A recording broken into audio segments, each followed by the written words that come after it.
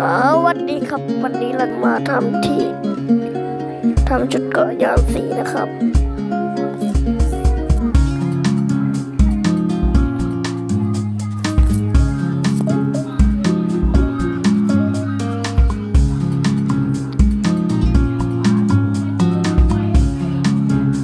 นี่ครับอย่างแรกต้องเป็น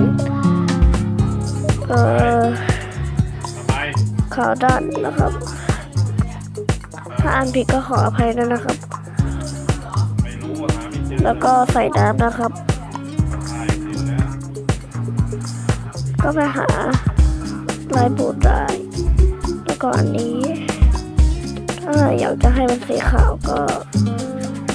มาจากอันนี้นะครับมีเอาสีเหมือนกับลาพิษ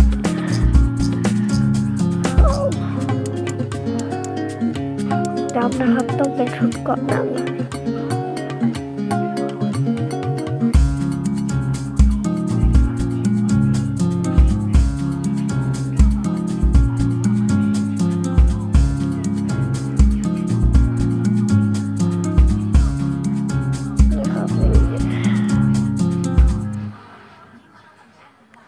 ก็ใส่เข้าไปเลยใส่เข้าไปเลยใส่เข้าไปเลยใส่เข้าไปเลย